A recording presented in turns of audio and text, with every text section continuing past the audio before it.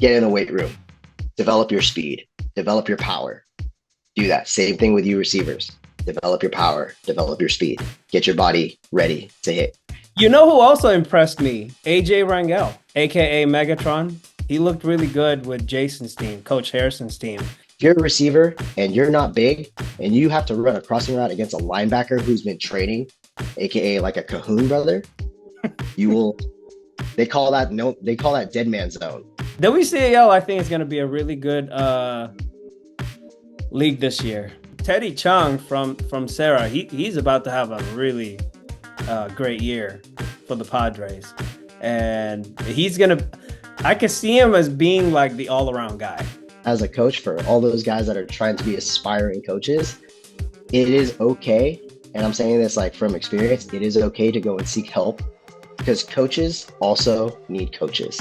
Before we leave, I just want to let everybody know, we're probably going to put this in the front end, but the GSF weekly segments, or this whole thing, is segmented, chaptered right below. So if you want to skip around, you can do that. GetSportsFocus is brought to you by Summit Partners, leaders in growth equity investing. WeightsandBars.com. Build your home gym and shop locally from the Bay Area's best fitness equipment experts. Ike's Love and Sandwiches. Championship level sandwiches every single time. South Bay Construction, a reputation built on trust. And by Fuel Good, fueling your success. Conveniently located in Santa Clara off Homestead Road. For more info, go to fuelgoodmealprep.com. Coach Andrew in the house, everybody. It's been a while. It's been a while. Yes, it's been a while. Oh, yeah. Are we starting now? We might as well. Been busy with these guys. Oh, yeah. Can't see it's it. Blurry. There you go. Nice. Yeah, work's been busy. I've been busy. You've been busy. Busy people make the world go round, from what I heard. Right? Sometimes. So we're here to talk about several topics, but we gotta start with this right here. Super Team 7, champion of champions. It's gonna be a wild one, Coach. It's gonna be a crazy one. It's gonna be a crazy one. Yeah. Didn't we did this last? I did get the memo. Did you what is it called? Did we do this last year? We did do that last year, right? The champion of champions. The last tournament last year was the GSF Open. Right. So we never did. This is the first time we're doing the champion of champions one. This is the first time. I just felt like the timing was perfect. We crowned 8 champions this season, and the goal was to bring all the champions back to play. Unfortunately, I believe some teams are done playing, so we're probably not going to get all 8 champions. So there's going to be room for other teams, like the runner-ups, to actually participate. So it's going to be, like I said, it's going to be a wild one, because the final 4 is going to be insane. So if you get to the semis, you really want to win that championship. And if you end up winning the 3rd place match, you will be given the opportunity to play the champion for the champion of champions plaque and the $700 cash prize. That is new. New. I believe all the teams that are going to participate in this tournament deserve a lot more than shirts and plaques. So I've decided, let's do it. Let's make it big. So you want to get into that final 4, and you want to win 2 in a row when you get to that point. That's it's gonna be wild. So, but yeah, you guys are in it, right?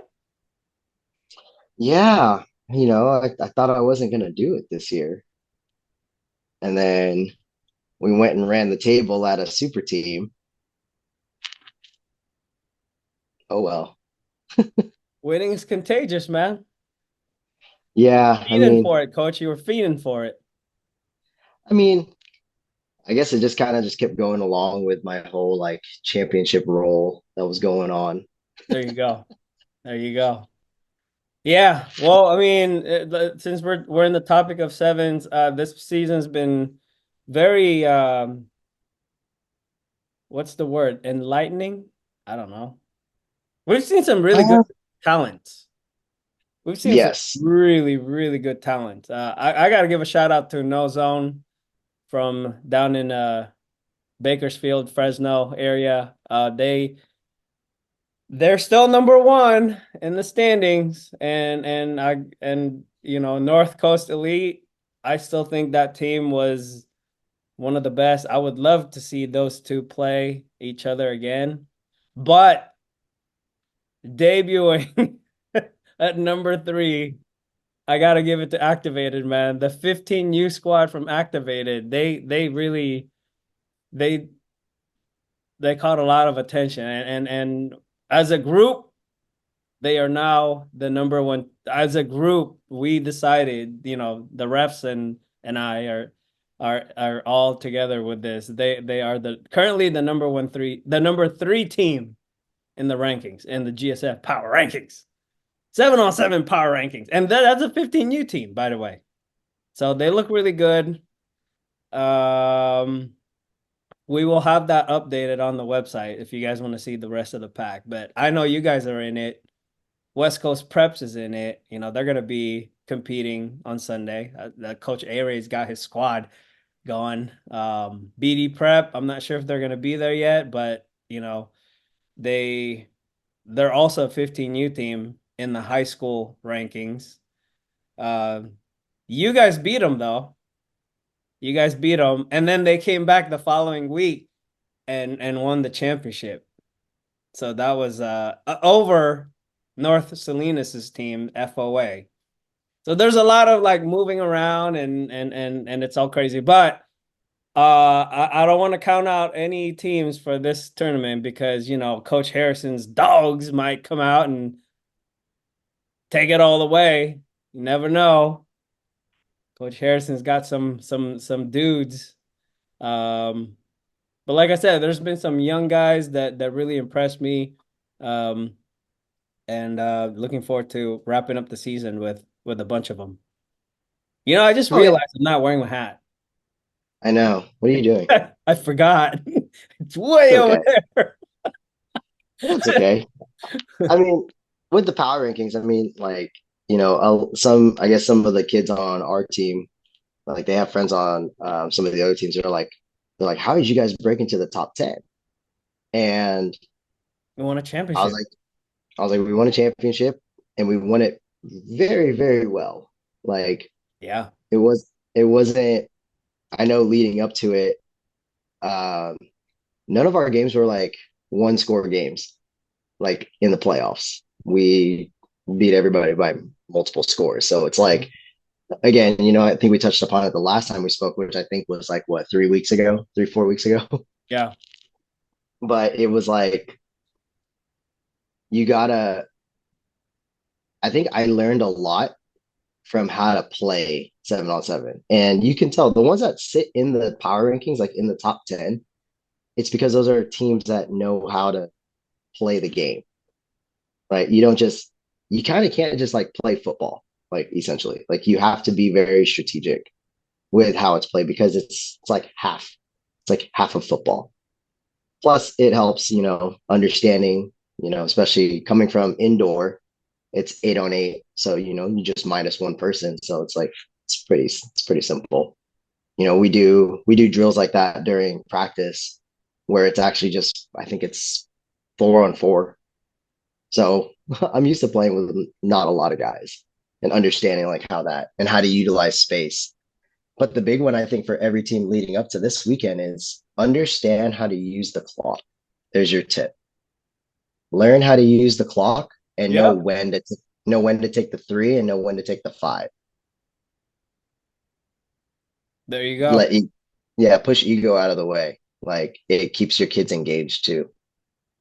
Yep. That was the big one. You got to keep them engaged. Like even I think we were down. Yeah, we were down 15-0, 15-7 in the finals against BD Prep. We were down 15-7. Any other team, like you would start to falter. All you have to do is be like, ref, how much time do I got? And then you just walk away with confidence saying, it's too much time. Yeah. Well, I'm glad you said that because I think a lot of teams that come to our tournament for the first time, they realize that it's different from all the other tournaments that they've been to. So I'm gonna add to that. Read the rules, people. Read the rules, and educate yourself as far as like what you can and cannot do because that makes a huge difference. No zone. They needed a first down. They got it, but they threw it underhand. You got to throw it overhand or on the side or a sidearm. It's got to be a throw.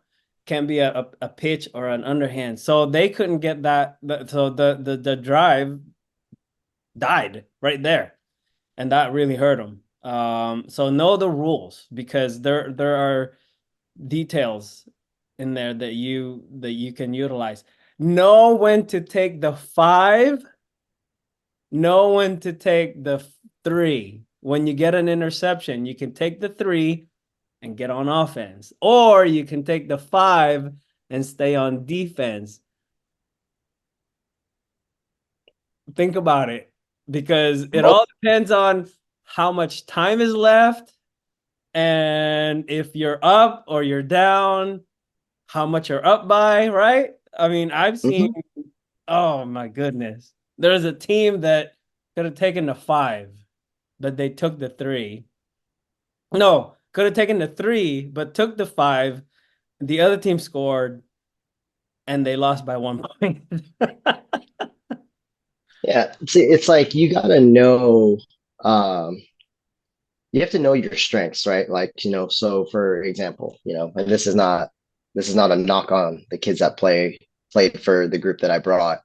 It took us a while to get our defense like kind of together because they've never played together. Defense is all chemistry, Yeah. you know. Um, but we knew that as long as we can get a stop and we get the ball back on offense, we'll score. Like no matter what, we'll score. Like we have the utmost. It's like Steph Curry.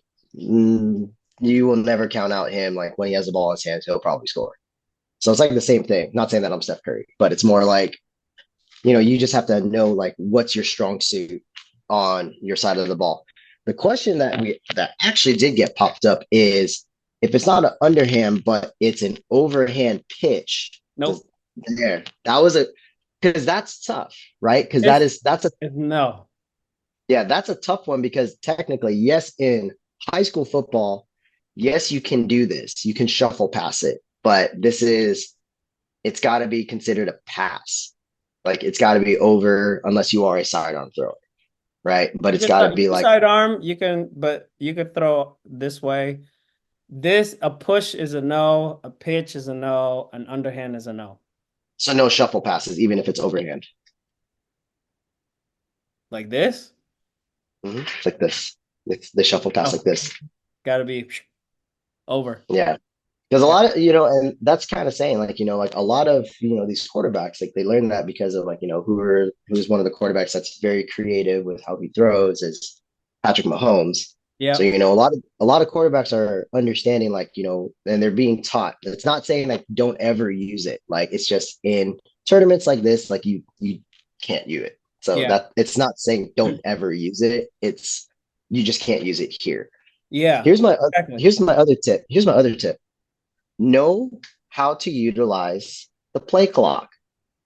The play clock to call a play is 20 seconds in the pool play, and it's 25 in the tournament round. That's a lot of time. If you're smart, and you're going against like, It's a lot of 25 on these. both. It's 25 on Or is both. it 25 on both? Yeah. Okay. Well, regardless, like that's a lot of time. If you're a good, offensive mind person or defense, it doesn't matter. Like, don't send your guys out so quickly. I learned that last year. That's actually what screwed me over last year. Take your time, because now what you're doing is you're letting me see what kind of defense you got. And now I'm calling like the right play, or I'm just going to call a play, but I already know where your hole is. Mm, Like, so it's things like that. Like, try to hide as much as you can, because 25 seconds is a lot of time. yeah. That's a lot of time. You also have to be able to, like, just don't give like your quarterback like an essay of what to call. Just be like, this is what you're doing. Boom, boom, boom. Go here, go here, go here. Look here, here, here. This is your 1, 2, 3. Make a read. Yeah. That's it. But Yeah. those are the things that, like, those are kind of like our tips and tricks to, winning a tournament. Like, and it's the same thing for those of you guys that are coaching 7-on-7, that are, this is like your first outing as a coach. Learn things, ask Yeah. questions. There's a I, lot of I tell experienced coaches everybody, out yeah, I tell everybody it's a different sport, really. Treat it as a different sport. there. Mhm. We have our own rules, we have our own guidelines and all that stuff. And speaking of guidelines, I was really impressed with the last tournament because we didn't have any, everybody was respectable. Everybody played by the rules. Obviously, the celebration thing is a big deal. I think teams should be allowed to celebrate. Individual players should be allowed to celebrate. But when you're taunting, or you're committing an offense, unsportsmanlike conduct, that's a no-no. And I think all the coaches that attended the last tournament did a really good job reiterating that, and making sure that their players are in line with the guidelines. So our refs were really happy about that, and I've instructed them to be pretty strict. So let's do that again this coming Sunday, people. Let's make sure that we read the rules, we follow the rules, and yeah, let's end this thing with a bang, man. It's gonna be intense. I know that Final Four is gonna be intense. Yeah, you know, I'm um, sorry to I apologize in advance to the number 2 team, because if you are number 2, you don't really get any. you're the first loser. Sorry, Yep. Yep. So, unfortunately, you're just the first loser. But I'm excited for the guys.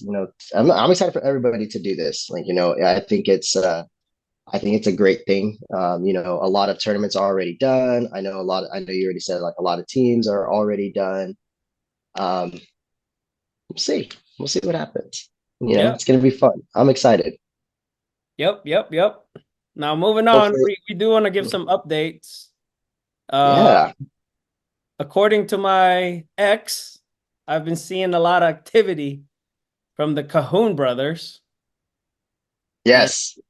yeah, Chase is gonna be a junior. Jackson is gonna be a senior. Wow.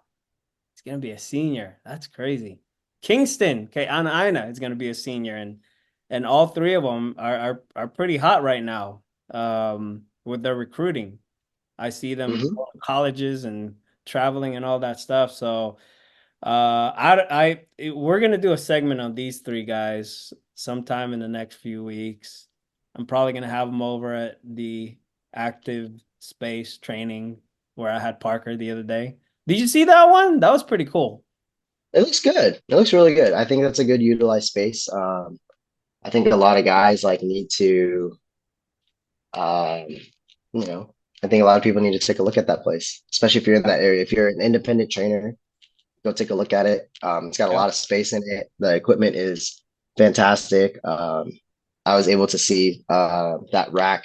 I forgot what company it is, but it's a really good like modular rack. If you're a gym owner or a school that's looking to update their weight room, go check out this place, see what equipment is there to offer, because you might be able to find something that could upgrade or update what you guys currently have. Or if you need things, you can see like what's hot on the market right now and what's useful for performance. So big shout out to active Not space training, activated the team. active space training. Sorry, but yeah, Yeah. really good guys. Shout out to Weights and Bars too. That's all them. So Big Joe.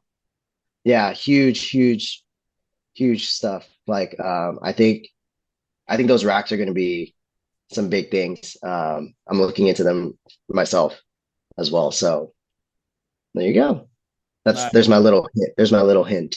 So I just looked up Jackson Cahoon's recruiting on 24/7, and it looks like he's got 1, 2, 3, 4, 5, 6, 7 offers right now. Air Force, Army, FIU. That stands for Florida, Florida. Huh? Florida International. There you go. Sac State. Ooh, that looks good. That's where his dad went. San Diego State, UAB, and Washington State. I am projecting that he's gonna double this before the season starts. Jackson's a baller. All those people that were wondering, why are you talking about a freshman? Why are you talking about a freshman? Hey, this Do you dude, understand now? yeah, you guys get it now. That is why. This was bound to happen. Chase, his brother, the same thing. Let's look him up. I might as well, since I'm on here. Chase Cahoon, St. Francis linebacker. The Lancers, yeah. Okay. He's got four offers: Oregon State, San Diego State, San Jose State, and UAB. There you go. Not rated yet, but you know what? I'm projecting Chase to be a 4-star by the time he's a senior. Yep. Save that quote. Mm-hmm. You know who also impressed me? AJ Rangel Jr., aka Megatron. I haven't called him Megatron for a while. I'm waiting for him to dominate like a Megatron should be. But he looked really good. He looked really good with Jason's team, Coach Harrison's team. So he's playing for the Dawgs, our Dawgs, and he fits right in. I think he's one of those players that can really make a difference. First of all, he's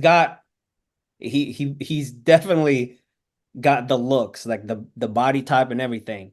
And I saw him get on some he was playing defense. I want to see him more on offense though. See what he show off what he can do, but he was impressive, I thought. There's a bunch of guys on activated that plays in the WCAL that are also like, yeah, they look really good. BA from Valley, Carr from Valley, the MVP of the last tournament. There's a few Serra guys on Activated's roster. Malachi, those guys are going to be really good. It's going to be fun to watch. WCAL, I think, is going to be a really good league this year. This is probably the best one in a while. Because the last 3 years have been dominated by Serra. So I think now it's going to be a little bit more, I don't know. Can the Padres hold on?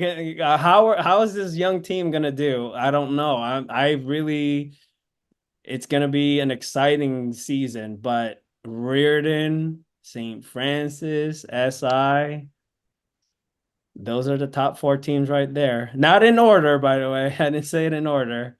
I'm just saying. Yeah.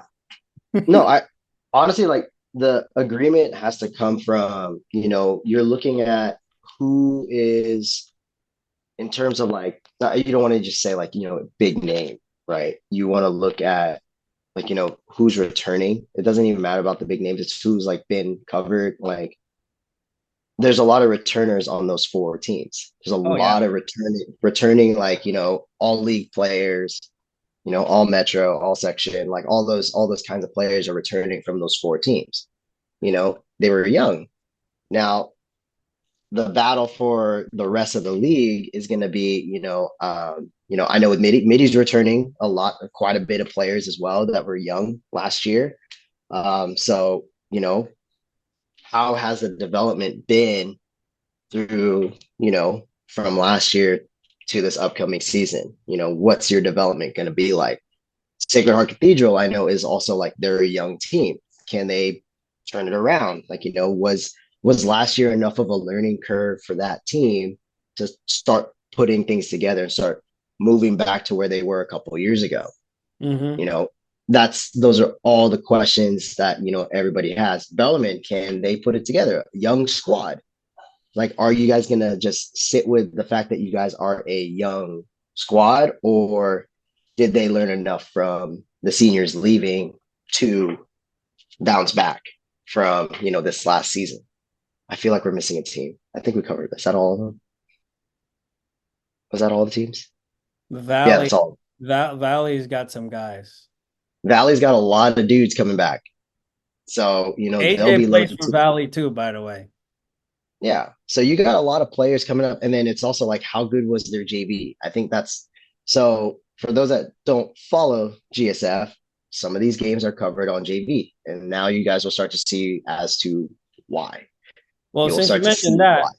going back to freshman season of this 2025 class, wait, 24. Oh, yeah, 2025, right? Yeah. Rising seniors. Next year, yeah. 2025 class. It was really St. Francis, SI, and Serra. And I could tell you now, like it's gonna be Reardon obviously became Reardon. But they weren't like that when they were freshmen. So they hit the portal. um, And most of those there's freshmen were nothing wrong already with that. well, and some of those freshmen at Reardon were already brought up to varsity. Like they were already up That there. is, oh, that's right. Yeah. So Teddy Chung from Serra, he's about to have a really great year for the Padres. And I could see him as being like the all-around guy. He could play any position, even quarterback if he needs to. So he's gonna be like he's gonna be like the Jabari man this coming fall. And so Teddy Chung, remember that name. He was a baller as a freshman. He went to varsity as a sophomore. He had multiple pass breakups that were like right there. He must have had like 8 of them or something in the last 2 seasons. So he's about to have a great season. I'm looking forward to him. I'm going to feature him too. But yeah, that's going to be a very exciting season for the WCAL with all these young guys. So let's do some updates, Coach. Mm-hmm. Some updates. So we talked to Parker, or I talked to Parker, got his update, and it turns out that he is number 2. He became, or he won second place, number 2, Mm-hmm. fastest man over the weekend. I couldn't go. I thought I was gonna be able to go, but I couldn't go. No, he looks good. He looks really good. Like that's just pure athleticism right Is there. it 100? The 100 that he came in number 2? I think so. He had a really good 100 to 200 race, like all-time PRs. That's huge. 10-7, 22, Yeah. low 22. So he's knocking on the door to get into the 21s. 21s is real speed, you know. And anything under 11, you know, that's unreal. That's really good. And to do it he hasn't even been running track that long. So, that's big. That's big time right there. So huge ups to you, Parker. Good for job. fixing your start. There you go. Good job. I'm trying to find it. I know Jaden Green also posted something about being the fastest Serra Padre in history, but he came in second, I believe. Shoot. Oh. I should have. Who beat him? I don't know who came in first. Okay, here's the race. Look at Parker go. I'm watching it right here. Oh yeah, Parker had a good start, and his drive phase and acceleration. He looks strong. Yeah. How can you tell, man? Should have been What? prepared for this. But this is what happens when you just do things, freestyle. What do you mean? How do you tell like who won the race? Yeah. Like, is there Oh, there's a high speed camera at the end. no, but I mean like the results. Like I'm trying to look for. Oh, Okay, so it's according to the Junipero Serra track and field cross country account, Jaden Green becomes the fastest Padre ever in the 100 at 10.68. that's huge. Good job. New school record is good for second in the 100 top 8. So who won first? Oh, hang on. CCS top 8. 24. Luckily, luckily I have I know where to go get the results. Parker came in number 4. Okay. Uh, it's somebody from Los Altos. Yes, Nathaniel. Is he a junior? No, I believe he's a Is he a GSF senior. All-Star candidate? I think he's just a track guy. Daniel? Oh, Guillory. He's a 12th grader. Wow. MVP track. MVP track. That is a Toju track club. Maku. 3. Both. Shout out to MVP. you. He was at one point part of the All-Star game, but for some reason he was not. Jordan McCord, number 8. Wow. I'm surprised. Tyson Bonilla, another Oh yeah, GSF All-Star. yeah. Nathan Guillory, Toju, 10-7. Chapman from Independence. Gold Harker always got people. Tyson got 9. Who else got there? Anyone else that we know? No, that's it. No, that's it. Yeah. Yeah, shout out to Coach 11:56. OG for posting the results because I have no idea how to look that up. I don't So even they were think saying. that's on not Max Preps. So they were saying he's the fastest of all time at That's Serra. Serra. Let's see. I'm pulling up my old track and field stuff. That's Serra? I can. Well, I still have access to the thing. He is the fastest of all time. He broke the school record that was set in 2010. The last time someone broke into the top 3 was 2022 with somebody that you know, Sione Lalea. Oh, Lea. Yeah. Yeah, Sione. I thought Sione was gonna be a track guy. You know what? I should bring in Sione sometime before he leaves or whenever he's around. Would love to talk to him in person because we did a Zoom with them, or I did a Zoom with them, and it was great. But I think it might be pretty cool to have him in person, just like we did with Parker and Jurion Dickey. But Yeah, definitely so have Joseph Bay. I'm working on Joseph Bay next, and then Jackson and Teddy. Those are the next 3 that we're aiming for. If somebody comes up and if something else comes up, then we'll change the schedule. But yeah, I just want to let you guys know, you 3, you're next. So yeah, what a great weekend. Great weekend. And let's touch up on a couple of things, Coach. It's still the off sure. season. There's exactly okay, let's just say next week. This week's kind of gone. It already started, but let's just say starting next Monday up until mid-August or first week of August. That's what, 3 months? Yes. That's 12 weeks, about 12 weeks. What can one do to prepare for the season in the next 12 weeks? A lot. Forget about what did or did not happen. prior to this. There's a student athlete out there who was so busy going to the movies, hanging out with his girlfriend, playing video games, watching TV, Netflix and chilling, going on vacation. I got to throw in the going on vacation because sometimes, parents can get pushy, but it's your senior year. I want to take you out on vacation. I've heard that. Being in a position like this, like we've heard a lot of stories, a lot of excuses, and we want to help. So give us a kind of like a game plan for somebody who hasn't done anything. Hasn't done anything. Okay, go. Since the last football season ended and is about to go into their senior year with 12 weeks left.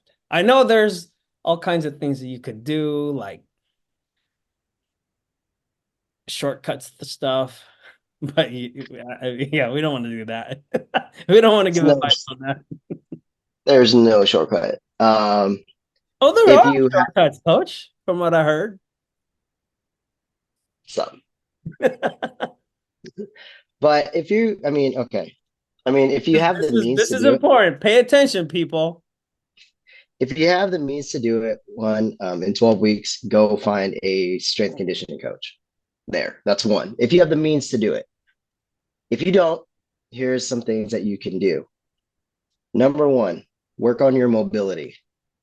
Work on your hip mobility, work on your ankle mobility, work on your shoulder mobility. Those are your 3 major joint functions that you need to do, and develop your core. Those are like bare minimum things that you can do for sure. And you can do those every day. So you can find something on YouTube. You can type in mobility for athletes. You can find a lot of things that you can do there. But do that. That's probably like the bare minimum, is get your mobility up. I can't stress that enough. Next, get your nutrition dialed in. Make sure you're eating well. No more of this like, oh, I don't have time to go eat. I'm just going to go run to Chipotle. If you're going to do Chipotle, get a burrito bowl. Don't smack down like 4 burritos. Get a burrito bowl. Do it that way. Something like that. So you get your nutrition done. Yeah, it's good enough for what it needs to do. So those are 2 things. And then rest and recover. So those are your bare minimums of like what you can do. Now, if you have to go and do something, if you're going to go out to a field, you don't have access to a weight room, here's something that you can do. Bare minimum stuff. Get a band, get a glute band. You can find it on Amazon. Get a pack of long resistance bands, and get 2 med balls, 1 light one and 1 heavy one. You can work on explosive movements with the med ball. You can work on resistance running with the long bands. And then with the glute band, you can do some lower body resistance things, as well as work on upper body, capsule strength on your shoulders. You can do all those things. Those are kind of the things that you can do if you haven't done anything.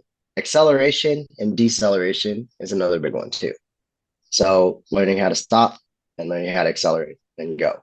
Those are all the things that you can do on your own. 12 weeks, but 12 weeks, here's a little tidbit of like what, for those that aspire to go to the next level and beyond, for guys that come out of college that try to go to the NFL, they have 12 weeks to get ready for the combine and or pro day. So these guys are hitting the weight room hard. They're meeting with speed coaches and all that stuff very hard. And I will tell you this, and this might piss off some people, but I'm going to say it anyways. The football stuff, like your route running, your footwork stuff that you think you need to do, but I'm going to put an asterisk on that because I'm just going to say it this way. Skills positions, which is your receivers, your DBs, your linebackers, and your running backs. Those things, like where you're going out to the field and just running routes. I mean, yes, it's good for your quarterback, but the person that's actually benefiting from that is actually your quarterback. not you as a receiver. You can learn football stuff during summer ball. That's when you guys cover that stuff because you're learning your playbook during spring ball and summer ball. You're learning your playbook. You're learning how your routes are going to be ran. You're doing all that. So if there's time separated for you to do that later on in the off season before the season begins, why work on it now, especially since your body's going to be changing leading up to that point? If your body is not physically ready to adapt to those movements, like you don't know how to stop to do an out, and you're getting all this pain in your hips and in your knees and in your ankles, that's because your body is not primed to play and also not primed to do movements like that. That actually puts a lot of load on your body. So make sure your body is ready. The flip side is guys like linemen, O-line and D-line, kickers, punters, and quarterbacks. There's a lot of skill that you need to develop over there, right? So their priority is technical and the weight room, except for quarterbacks and kickers. Like weight room isn't as important for them. That's what I would say. Like just in the grand scheme of things, it's not as important, but it's still important, right? So you have to figure out what's your priority list. If you're a very highly technical position, which is quarterbacks, kickers, and punters, and long snappers, but long snappers are usually some other position. But those are very technical positions. Make sure you have a coach that's teaching you stuff, right? If you're a lineman, you guys are in weird positions that no other position on the field is on. So yes, go meet with a coach, understand how to move your body. Plus you guys are bigger. So you're already having to train. You're already having to lift weights. You have to do that because you need it for your position. Your position coaches that you guys train with, they are teaching you how to move your body because of your size and how you're built. That is why those two have to go hand in hand. One day, go lift. The next day, go work out with a position coach. Then alternate, vice versa. Blah, blah, blah, blah, blah. Do all that. The skills, if you're a DB, maybe once, twice a week, if that, should you be working on your back pedals and your brakes? Get in the weight room, develop your speed, develop your power. Do that. Same thing with you receivers. Develop your power, develop your speed. Get your body ready to hit. If you're a receiver and you're not big and you have to run a crossing route against a linebacker who's been training, aka like a Cahoon brother, they call that dead man zone. Yeah. So you will get cracked if your body is not ready for something like that. So prioritize making sure that you look like a football player and your body is ready to play football because we already know you can play football. Teaching you scheme and all that stuff is the easy part. What you do outside of that to make you ready for that, that's on you. This is so important. It's so important. That little snippet right there is going to be a standalone teaser for this. It has to be. So 12 weeks, that's about 84 days. It's more than enough time.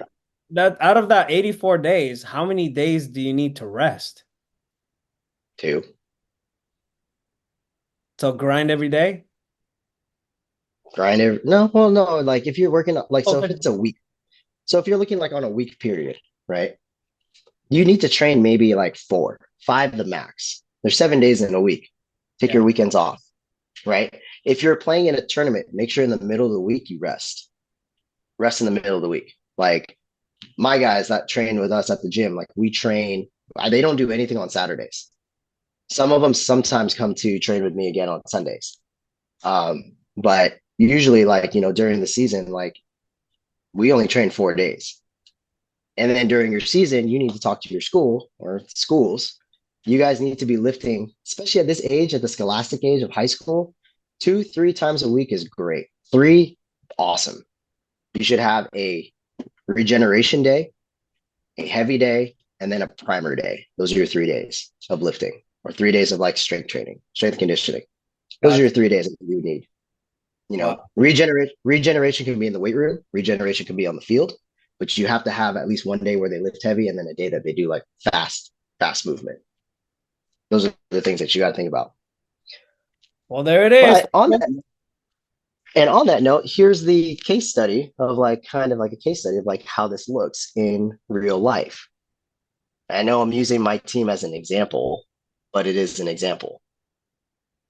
When we played at Super Team 6, was that 6? Super Team 6? Super Team 6. Super Team 6. We have not done anything football related whatsoever. No route running, no back pedals, no technical work for football at that point. All these guys have been doing is speed, excel, decel, and strength training. That's all we've been doing. And some of the drills that we do for, agility and speed, like we talk about like how this is related to what they're going to do in their routes. That's kind of like all I keep it as. And we said it last time. What did you see, Alf? You said that these guys probably could have played another 3-4 games. Yeah. Because they're in shape. Like they're in game shape already, and they're able to sustain it through this whole offseason. Yep. It's because everything is controlled. All the variables are controlled. We test them like every 6 weeks, see where they're at, and then I make adjustments from there, like what we need to do. And it's not like they're going like, oh, balls to the wall, like maxing out and like pushing test times like on the field. No, it's like we keep them like, hey, we're going to go just about 85, 90%. Let's just see if you can get to that point of your last max. If you pass it, fantastic. Then you're on the right way. If not, then we kind of reevaluate what we do. So everything is evaluated. And that's why, that's how you keep your body to play the entire season. And it's all maintenance work after that. So if you have nothing to maintain, it doesn't necessarily mean you have anything to gain either. There's another key phrase right there. Wow. Yep. Kids these days, they have too many things going on. And it's the glitz and glam stuff of like what you see like on social media. And I think social media is kind of, not saying that it hurt the off-season training. It's misleading. Misleading, and it's saturated. It's saturated what kids actually could be learning. So I'd say it's that. There's still good information out there. There are some good things that are out there. I think it just got oversaturated with things that like really aren't necessary. And it's like all the very beneficial things that you could learn from things like that because it's easily accessible. That stuff got pushed down to where like it's not popping up because it's all this weird stuff that's kind of out there that doesn't make it. Yeah, it's just kind of what happens. Algorithms are weird. Algorithms, yes. There's word of advice to all the parents out there: make sure you do your research on who your kids are working with. I think that's very important because, like Coach Andrew was saying, like, get with a trainer, get with a coach. First of all, what's the difference between? Well, define strength and conditioning, Coach. Strength and conditioning. Yeah. Strength and conditioning. When somebody says, go ahead. When that phrase is used to describe a team, a program, or whatever, strength and conditioning or a routine. Oh yeah, I'm doing strength and conditioning. Or yes, we do have a strength and conditioning program. Or he is a strength and conditioning coach. Right. So it's very, just to kind of, I don't want to use layman terms for it because you really can't use layman terms for it. It's being able to prepare a team and athletes for their sport and function. That's like the very basis of all of it. So within that, it's like understanding like there's different progressions, different cycles, and different programming that you have to use for certain parts of the season. The big picture of it all is to make sure that every player is available to play once the season comes in and they could stay out there on the field. So it's strengthening and conditioning an athlete to perform. It's performance. So that's the big thing that, like, people say, like, it's just thrown around too. Oh, strength and conditioning coach. For what purpose? What do you do? Right? It's bigger than the weight room, everybody. Strength and conditioning coaches, because I know this got thrown at me a couple times too. Strength and conditioning coaches don't just work in the weight room. The weight room is a tool for us to use. It also is the speed and agility work. It is also the preparation, which is, I don't use injury prevention anymore. It's preparation. It's preparation so your body can, it's not, we can't avoid injuries. Injuries will happen, but we can try to prepare your body for instances that it could possibly happen. So doing a lot of soft tissue work, like strengthening your hamstrings, understanding, like, how your body needs to, like, having regenerative like workouts where you're doing some stride outs, you're doing some stuff on the field where you're lengthening the muscle and shortening the muscle at the same time, putting that load without adding extra load with the barbell. If your body is loaded, your body has weight. So it's running, stopping, changing direction. Like, these are all things to help with your body. That's what strength and conditioning is. And the big thing that a lot of people don't get about strength and conditioning coaches is strength and conditioning coaches are the coaches that are given athletes after they are cleared to return to play. So Well, their job, say that again. Say that again. strength and conditioning coaches' jobs during the season is to not only maintain players at where they're at and keep them at that activity level, it is also to aid in the return to play after players are cleared from whatever injury has happened. Okay.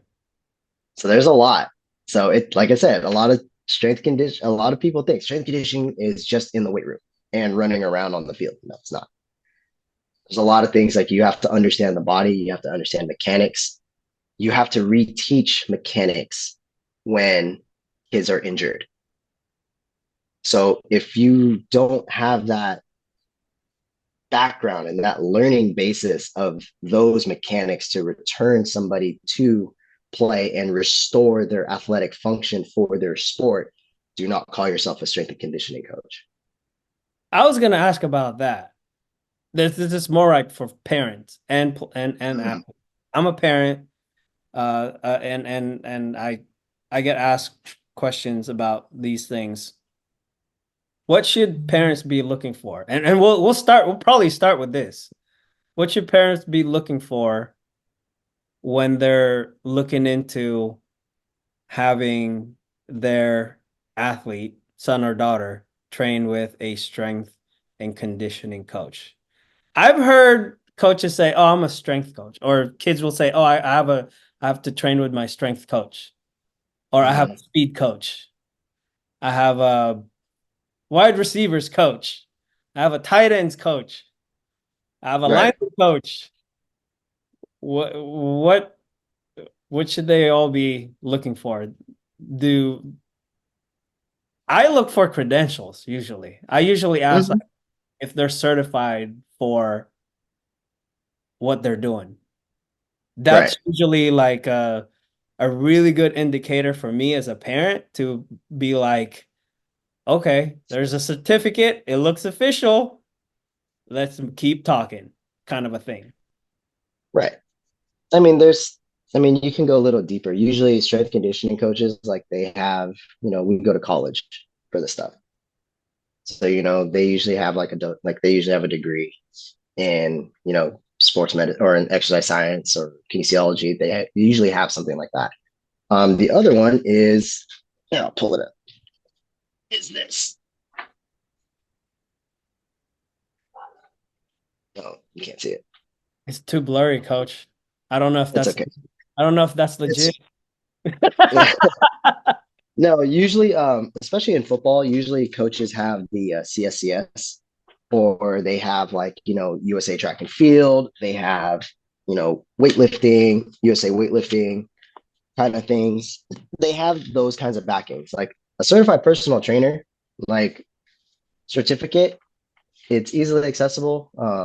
You can, the thing is like if it's a person that just stopped with PT, like it just has a CPT, certified personal trainer, then you don't really know what the depth of their knowledge is. Like it's very fitness based at the end of the day. Like these are like the people you see at like a 24-hour fitness. That's usually the basis. If they went and furthered that education and did like corrective exercise, performance, sports performance, they got some other like additional continuing education on top of that, then yeah, you can start seeing like, okay, this person is trying to focalize like, what it is that they want to do. Like they want to get into sports performance training. Those are the big things. I would say for a parent, like, yeah, for sure, check credentials, make sure that they know what they're doing and they've had it and they maintain it. The other thing is if there is no showing of assessment or progression or even that conversation of like, hey, this is where so and so is at, or you don't talk to the kids, even that, like, because the parents usually don't go to the sessions. If you're not having this conversation with the kids saying, like, hey, we need to get to this, we need to get to this, it's not a two-way conversation, then that's kind of, I'm not going to say it's like a red flag. It's just something like It's a red flag. you'll start, okay, it's a red flag. It's just showing that, like, how invested is the coach into what your athlete is supposed where they want to get to, or is it somebody that's just trying to grab money? Like those are the things. Like I program for like 100 plus athletes all the time. I individualize like a lot of things. Like I'll change things. I have groups that come in, but all the percentages are controlled because I get to know all my athletes as a whole. Even if it isn't a group, I understand like what's everyone capable of. So I find what the medium is in between each exercise, like percentage wise, exertion rate, all that. Everything is controlled. Like we understand that. So if you don't hear those types of conversations, then you really need to look into like what kind of depth that you're actually going to get out of it. Some guys might just be like very like straightforward, which is fine. But those that want to kind of like tip over the edge, like if kind of want to shoot up a little bit higher, then you want to look at somebody that like, kind of goes deeper into it. Will tell you like, hey, this is where we see them going in the next 3 to 6 months. This is where we're going to be. And then even say like, hey, we kind of took a step backwards, so we're going to have to reevaluate and do this X, Y, and Z. Like those are all the different things that like, those are the conversations that like need to happen with parents. I try to meet with all my parents as much as I can. But that's just kind of like the way like it works. Yeah, I feel like this is a topic that we can expand on a little bit more. Because I do feel like not feel I see it as a something valuable for parents to know. At least it's a conversation that needs to happen, right? Because how things are being done right now. I mean, somebody can really just pose themselves as a trainer on social media. It's weird. It's weird how that is. If somebody played collegiate sport, even pro, does that qualify them to, is that enough of a qualification to like be a trainer of some kind? That's a tough one.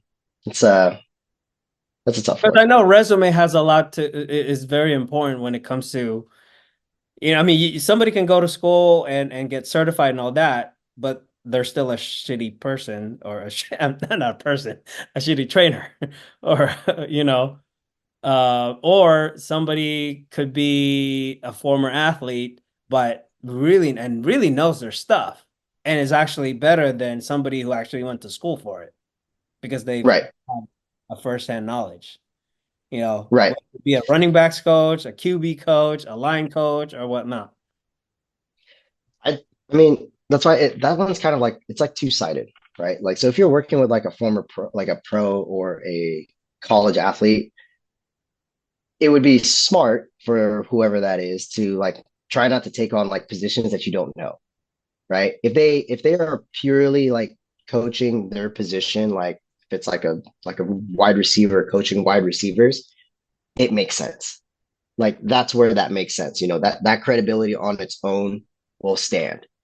But if you're like a wide receiver coach trying to coach like quarterbacks or Line. linemen, like Maybe it not. gets it gets kind of screwy, like on that end, right? Like I myself, like I try not to teach as many positions as I try not to teach all positions at all.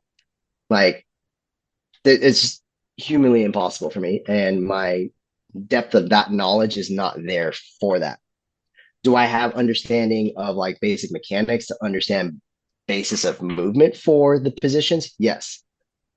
And those are huge, right? So if you have a basic understanding of things, then yeah, go ahead and teach those basic understandings as long as you understand the movement itself, right? Like I played running back and I got moved to like a slot receiver. I think it was a slot receiver in college. I played 1 year of college and I can coach those things, but like it took me a minute. Like I actually had to spend some time with coaches to learn about like, hey, how do you coach defense? You know, so it's also up to that person as well. Like, are you also seeking help to learn about it so that yes, you become more attractive as a coach because you understand all these different things. It's like, oh, here, a great example. Like I coach track and field. People don't know me as like a distance coach or a throws coach, but I learned all of them. I learned all the events, so I can teach all the events if I need to, which I did. You know, I have. I also did the decathlon, so I have a basic understanding of multiple events and understanding how training protocols have to work and technique. So it's things like that. Like you just have to be willing to go and learn it at the end of the day. If you're not, and then you just try to fake it till you make it, sometimes it doesn't work. So don't do that. It could backfire and you can hurt somebody. Like, Yeah. Yeah. You could teach somebody something completely wrong, yeah. completely, utterly wrong. And that's on you. I'm not saying that I've seen that happen. It's just to prevent that as a coach for all those guys that are trying to be aspiring coaches, it is okay. And I'm saying this like from experience, it is okay to go and seek help because coaches also need coaches. Yep. That's my biggest piece of advice for anyone that's trying to get into like coaching. As a coach yourself, you also need coaches because you don't know everything. I don't know everything. I'm still learning to this day. I'm learning new things all the time, and I like to. There it is, Who people. knows? Well, we could probably end with that. Next time we get together, I'd like to talk about NIL and other scenarios, but we're going to end by showing you guys the latest and greatest GSF tournament series power rankings as of April 22nd, 2024. You looking at it, Coach? Yeah, I keep moving down. I went from I went from Hey, 5 to 7. Well, you have an opportunity to get your team back up, but we're gonna start with number 20. We got the team from Nevada, 775 Huskies. Got the team from Brentwood, TDC Corntown Boys, 18 high intensity. They're gonna be there this weekend. The dude, Dawgs at 17. CV Prep, we haven't seen them, but they looked really good when they attended early in the year. 209 TMP, always a good squad. Don't ever count those guys out. They're a powerhouse in Stockton. Purpose Field, that's another team from down in Bakersfield, Fresno area that I really like. Their coach is very good at what he does. West Coast Preps, number 13, Toa Strength. Number 12, 11, West Side Crimson Tide. That's Patterson High School right there. CT Legacy, that's Mr. Carr from San Jose. I'm not sure if they're still in session, but a lot of their kids played for activated this past tournament. Prolific Star, that's a team from Dublin. They had some really young guys that are ballers. And Coach Andrew's team, Exio, is number 8. Right behind Coach Mann's team, GBGB. DT Precision. I don't know what happened to them, but they're number 6. I thought they were we thought they were very good. They were at one point number 2. FOA Family of Athletes, that's North Salinas. BD Prep, Coach David Shabaglian. He's got a good squad. It's a 15U team. And look at this. Number 4 and number 3 are both 15U squads activated. They're debuting at number 3. That's pretty impressive. They got some ballers. And North Coast Elite Graffiti, the champions of the Top Gun tournament, and No Zone, the champions of the Silicon Valley Classic. He's in the cover, folks. There it is. So I don't know, man. West Coast Preps, they're gonna come ready to go. High intensity. I know Coach Alex has been recruiting guys probably behind the scene. We got a few teams that are gonna show up that are kind of unknown, but you never know, man. Maybe the team from Alameda might take this one. Ooh, College Park. They were in the top 20. They dropped down, but I'm pretty sure Coach Romero is looking to end this thing. This is why this tournament is gonna be so freaking intense, man. Yeah, the final rankings coming up Sunday, right after the tournament. I wish we could do like a 20-team tournament, but we can't. We don't have enough space. So it's just gonna be a 12-team tournament max. Good luck, Coach Andrew. I have a game this weekend. Pressure's on. Oh, yeah. Oh, you do have a game. Are you going to be there? Or is your team just going to show up and do their thing? Ball out. I'm going to leave that up to, I don't want to let anybody know what's happening. No one knows yet. No one knows. Oh, there you I'll go. just say it this way. If I'm there, it's bad. Yeah. Actually, yeah. Coach Andrew knows how to prepare his squad. So, anyways, anything else? I think we're good. We're gonna Let's have to see. split this up into little segments. Oh, yeah. But let's, for those that watch and, that follow GSF, next home game for these guys, May 4th. May 4th. It is Star Wars night. Be with you. Yeah, and it's Star Wars night. It's gonna be a fun night. Be a secret. No, not anymore. It's now out. Okay. Yeah, it is Star Wars night. May 4th. Hit me up if you need tickets. I will also get GSF hooked up with a code as well so that you guys can get some tickets. Let's pack SAP, show them what the Bay is all about. And we might be able to do something with the overall winner of this tournament and see what we can do at the next home game or future home games. Also, shout out to Gatorade. McKenzie, you've been great, but she's no longer she's moved on. She moved on. Yeah. We congratulate you.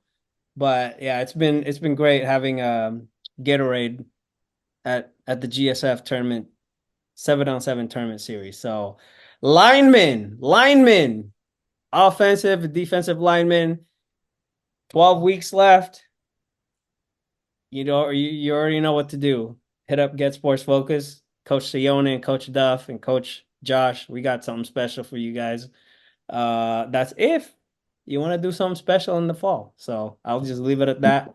More information to come. And combine training. We're back after this weekend. We're back May 5th. And I know this one's probably going to get a lot of people to go to this one. So these next 2 weeks, we already finished the camp drills. So if you missed the camp drills, you are not prepared. because the next 2 weeks of combine training series with me, with Exios times GSF, is we are going over camp drills for offense and then a week of defense. So a weekend of offensive drills and a week of defensive drills. And that's all positions of offense and all positions of defense of what you would typically see at a camp if you guys are going to camps this summer. We are preparing the heck out of you guys. We are preparing you. So if you're not there, you're not going to get prepared. Well, you could, but like, this is like, these are specific things that like, coaches will use at camps like this, at this level. And then especially at college, like they will use these drills. And then we have the culmination of the camps coming up. You have my combine, and then we have Top Dog. Those are all coming up. So this will actually show, from what we talked about, preparing, this will actually show you if you're prepared physically for your season. It's not to say like, just because you ran so-and-so 40, it actually says, are you in shape? This is what this is for. It is to tell if you are in shape and if you did enough. Yep. So you have three chances, because I'm doing 2 combines and then we have Top Dog. So you have 3 chances. Three. That's the number. You have 3 camp combines that you can finally see like where you're at and if you did enough work. And there's still time. Yep. To come get that work in. Go find somebody to work with you. Or go work with somebody. I don't know. Whatever way you take that. Coach Andrew, Coach Romo, Coach Andrew, Coach Romo, Coach Andrew, Coach Romo. That's my recommendation.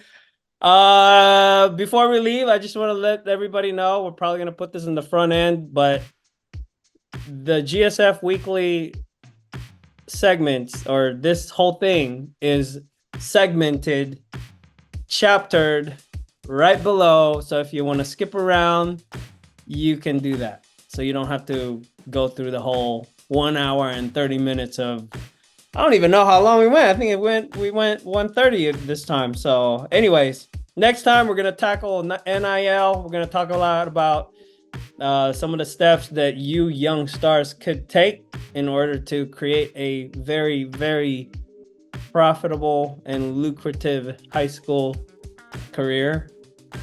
Is that even legal? Can be done. We don't know anymore. You are watching GSF Weekly with Coach Andrew and yours truly. See you next time.